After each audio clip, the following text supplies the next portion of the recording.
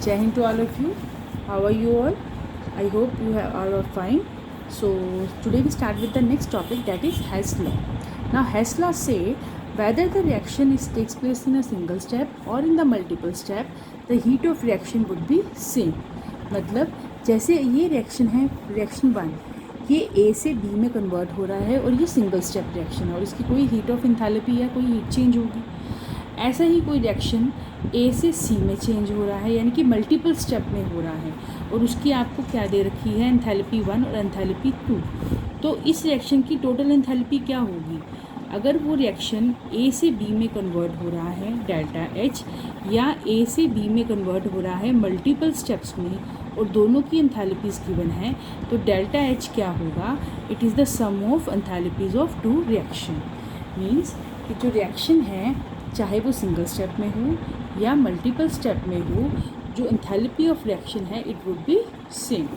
जैसे हमने transformation enthalpy में पढ़ा था फेज चेंज में, कि सॉलिड से जब वेपर फॉर्म होता है, सब्लिमेशन होती है, तो उसमें लिक्विड स्टेट तो फॉर्म होती नहीं, लेकिन अगर सॉलिड लिक्विड में कन्वर्ट हो, अगर सॉलिड डायरेक्टली वेपर में कन्वर्ट हो रहा है, सब्लिमेशन हो रही है, तो उसका कुछ डेल्टा एच होगा।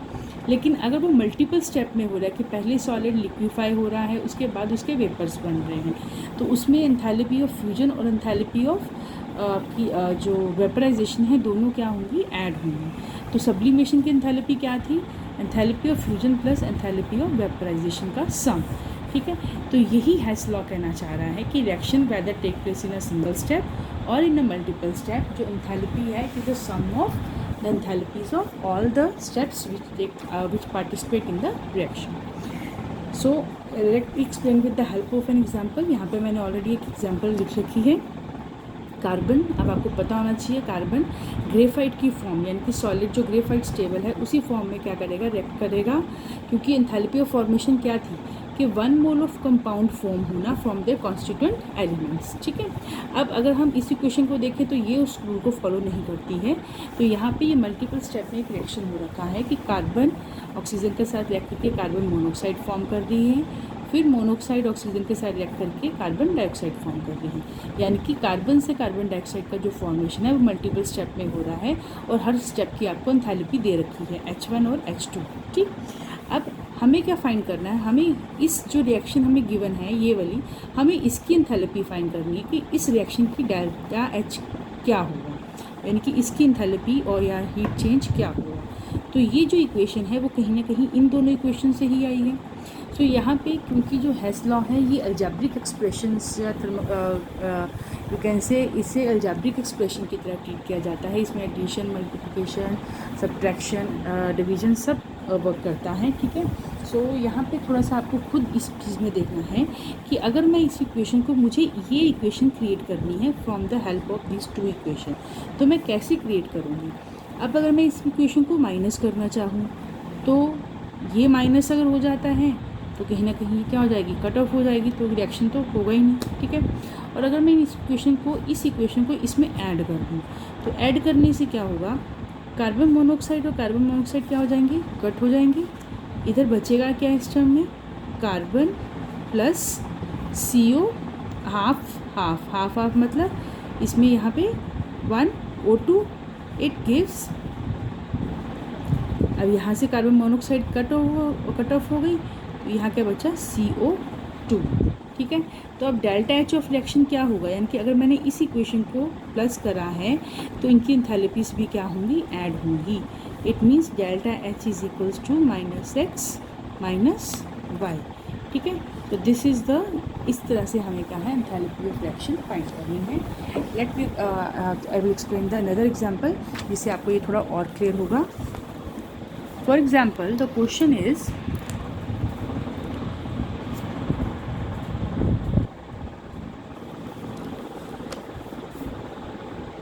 the reaction is given Fe2O3 plus 3CO give 2Fe plus 3CO, और इसके लिए जो आपको एंथैल्पी गिवन है delta H1 that is -26 kilo joules. ऐसे ही नेक्स्ट रिएक्शन है FeO plus CO, Fe plus CO2 and delta H2 is given that is -16 kilo joules. हमें क्या फाइंड करना है? We have to find the delta H of reaction given below. Reaction क्या है?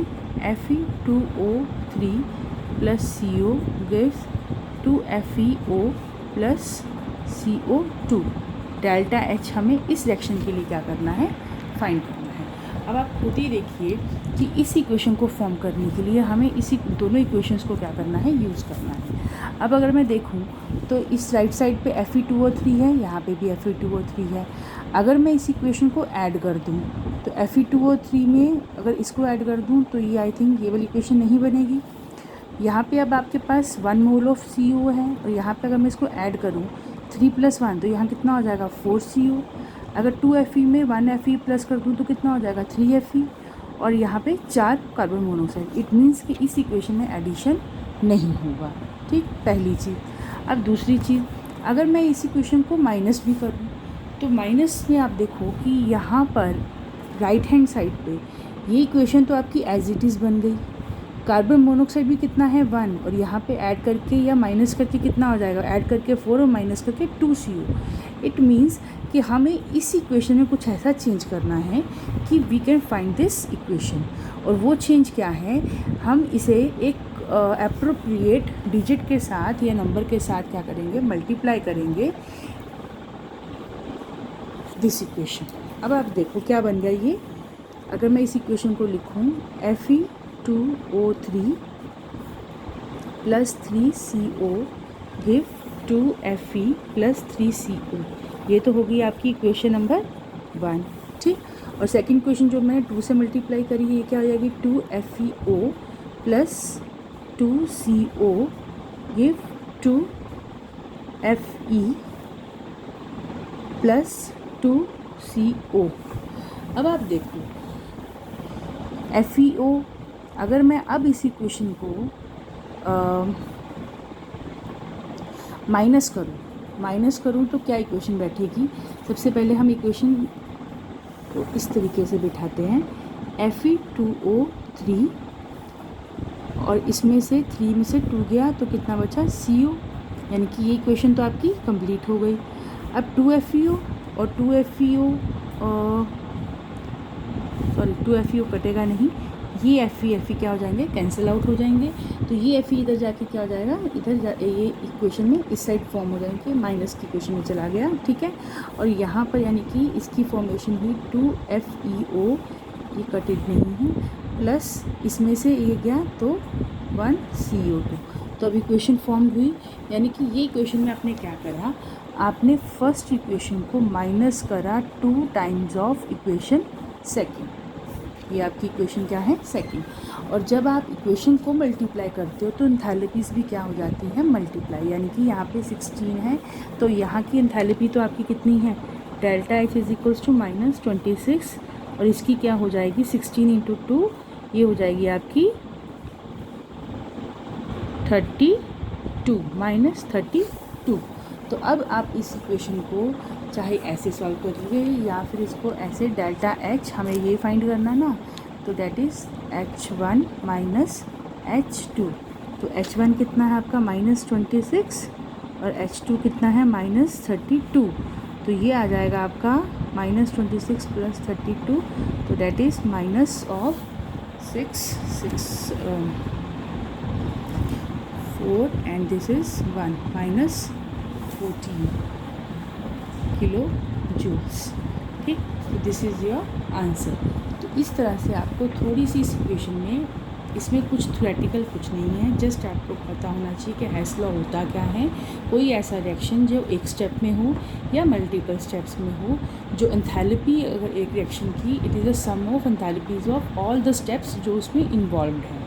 ठीक है, दूसरी चीज़, इसमें रिएक्शंस में आपको खुद थोड़ा सा इसमें माइंड लगाना है कि इक्वेशन को आपको किसी एप्रोप्रिएट डिजिट से मल्टीप्लाई करना है, नहीं करना है, या प्लस करना है, माइनस करना है, that is up to you, यानी कि आप किस तरह से इस इक्वेशन को समझते हैं।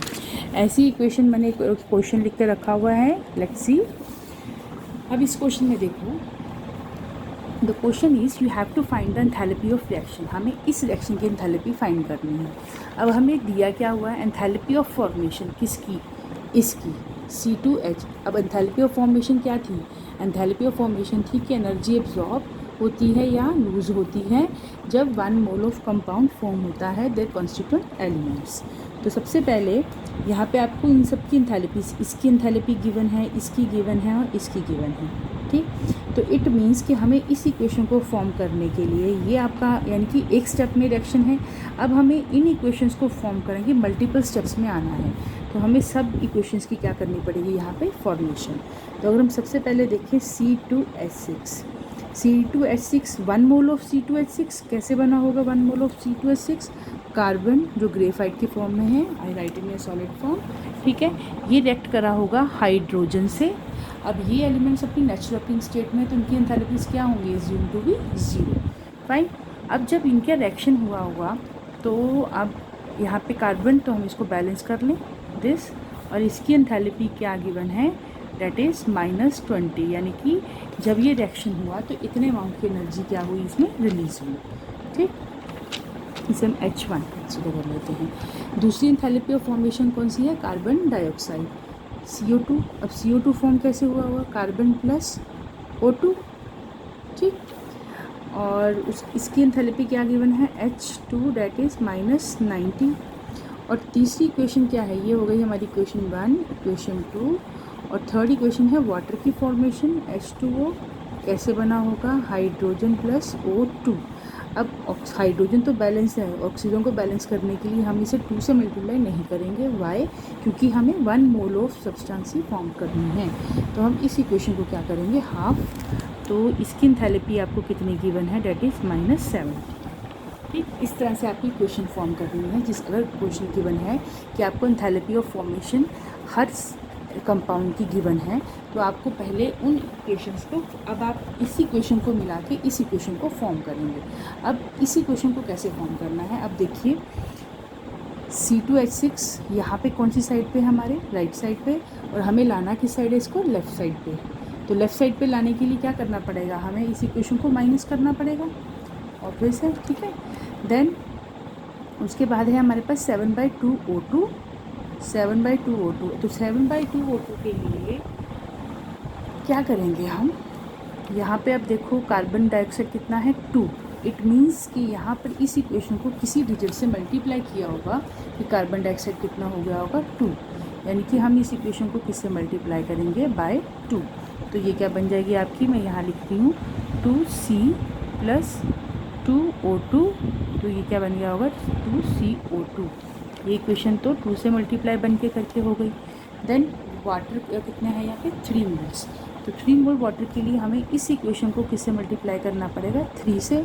तो ये क्या बन गई होगी हमारी, 3H2 + 3/2O2 गिव 3H2। अब इक्वेशन में देखो, अगर हमें इस इक्वेशन को, अब यहाँ पे पहले जो कैंसिल आउट होती है हमें वो इक्वेशंस को कैंसिल आउट करना है। तो 2 कार्बन कैंसिल आउट हो गई, 3 हाइड्रोजन कैंसिल आउट हो गई, फाइन। ये हमारा जो 3/2 O2 + 1/2, तो ये क्या बन गया होगा हमारा 2 2 = 4, 4 + 3 7/2। तो हमारी 7/2 ऑक्सीजन की इक्वेशन तो एक फॉर्म हो गई। उसके बाद कार्बन डाइऑक्साइड हमारा, अगर मैं ऐसे लिख दूँ C2H6 + 2CO2 + 3H2O, फाइन। और इस साइड में क्या है हमारे पास, हाइड्रोजन,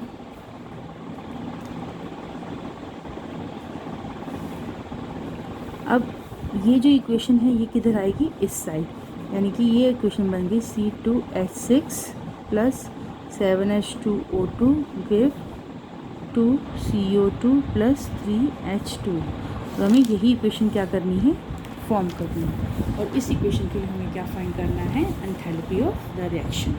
अब देखो हमने क्या करा, ये जो इक्वेशन है, ये इक्वेशन यानी कि इन दोनों को तो हमने मल्टीप्लाई करा, अब इनको मल्टीप्लाई करेंगे तो इनकी एंथैल्पीज़ भी क्या होंगी, मल्टीप्लाई होंगी, ठीक।